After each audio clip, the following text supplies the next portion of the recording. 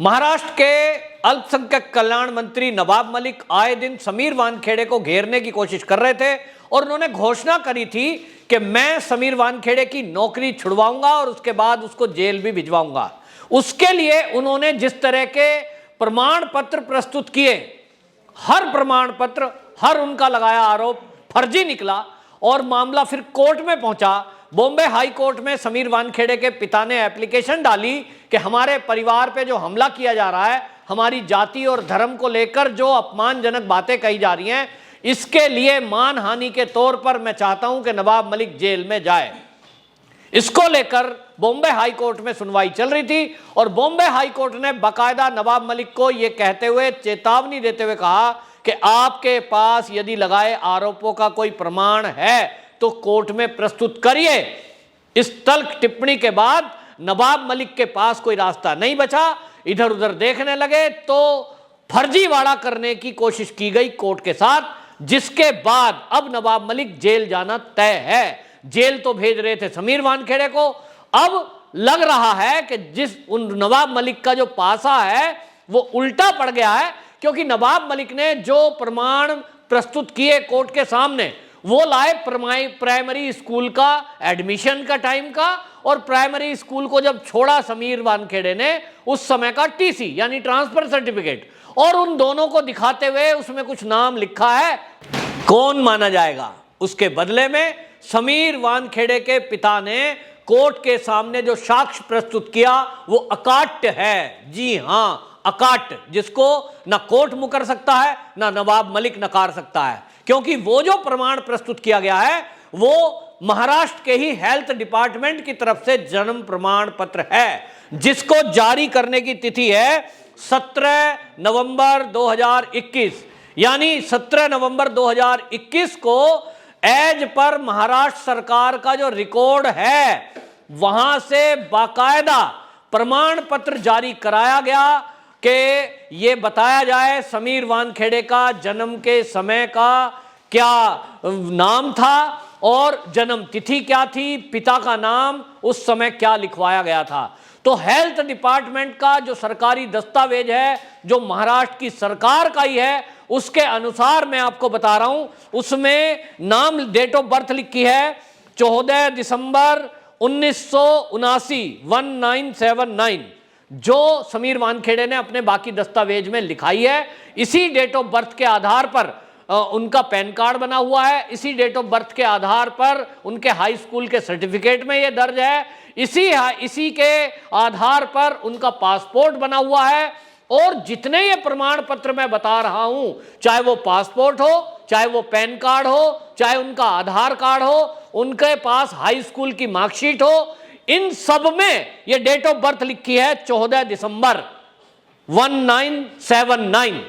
ये जो दर्ज है ये प्रमाण है असली सरकारी दस्तावेज के। क्योंकि आपको बताऊं कि जब किसी का पासपोर्ट बनता है उस समय बाकायदा LIU डिपार्टमेंट बंदे की जांच करता है, लोकल इंटेलिजेंस यूनिट उनकी डेट ऑफ बर्थ को वेरीफाई करती है, और वेरीफाई करती है तो स्कूल और सरकारी दस्तावेज में। ठीक इसी तरह पैन कार्ड बनाते समय जो प्रस्तुत करने पड़ते हैं उसमें आधार कार्ड लगता है या राशन कार्ड लगता है, और ये राशन कार्ड और आधार कार्ड दोनों ही सरकारी दस्तावेज हैं।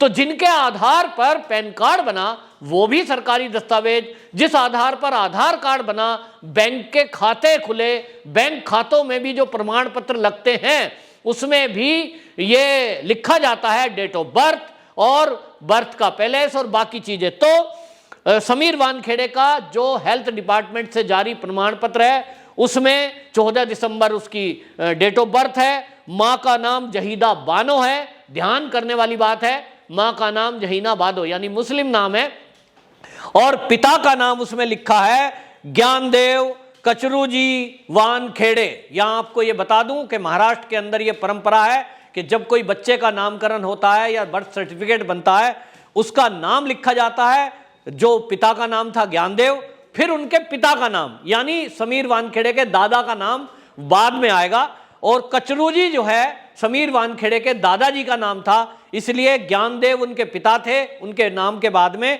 कचरूजी नाम जुड़ा है जो समीर वानखेड़े के दादाजी थे, और वानखेड़े उनका सरनेम है।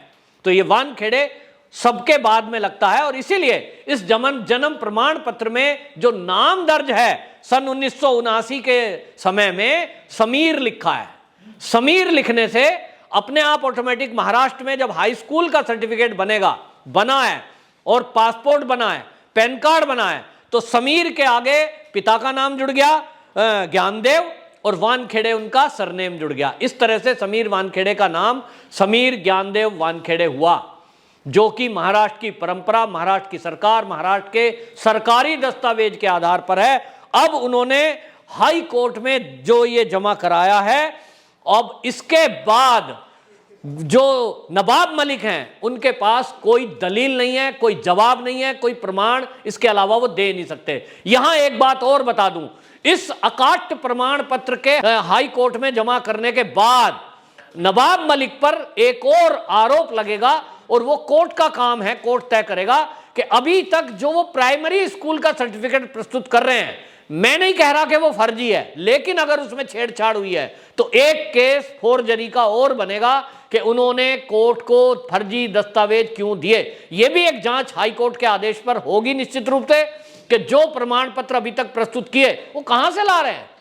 मैं यहां आपके सामने बैठा हूं, मैंने कभी प्राइमरी स्कूल में जब एडमिशन लिया था तो कुछ भी नाम लिखवा देते थे, कुछ भी डेट ऑफ बर्थ लिखवा देते थे, लेकिन यह कहा जाता था कि जब आप हाई स्कूल में आए तो हाई स्कूल में आप वो डेट ऑफ बर्थ लिखाएं जो आपको सही हो, एक्चुअल हो और सूट करती हो। तो हाई स्कूल में बहुत सारे हमने देखा, हमारे साथ हाई स्कूल में बच्चे पढ़ते थे, वो पैदा हुए हैं 25 तारीख को, लेकिन उन्होंने लिखवा दिया 1 जनवरी। मेरे पिता का खुद सरकारी ऑफिस से रिटायर है, 1 जनवरी लिखा है उनका डेट ऑफ बर्थ जो लिखा है। पैदा कब हुए कहते हैं याद ही नहीं है। दादाजी से पूछा, हाँ वो मास का महीना था, ये था, ऐसे याद रखते थे पुराने लोग।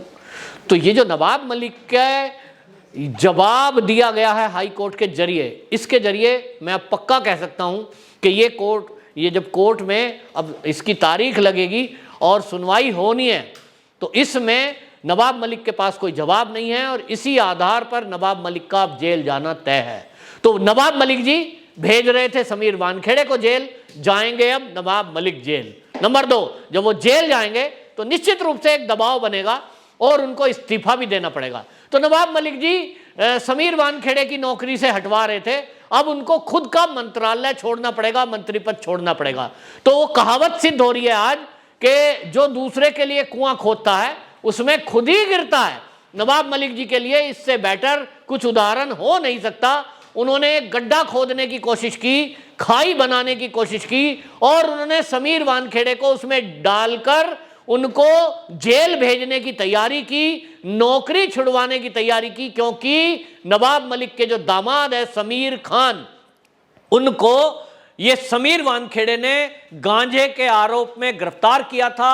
उसके बाद वो जेल गए थे और 8 महीने लगभग जेल में रहे। समीर वानखेड़े के कारण से उनको ऐसा लगता है। तो एक खुंदक निकालने के लिए एक खुन्नस हो गई कि मैं एक मंत्री हूं महाराष्ट्र का और मेरी इतनी चलती है, लेकिन मेरे दामाद को पकड़ करके ये एक सरकारी अधिकारी कैसे जेल में डाल सकता है। एक अहंकार, उस अहंकार के कारण वो समीर वानखेड़े से टकराए।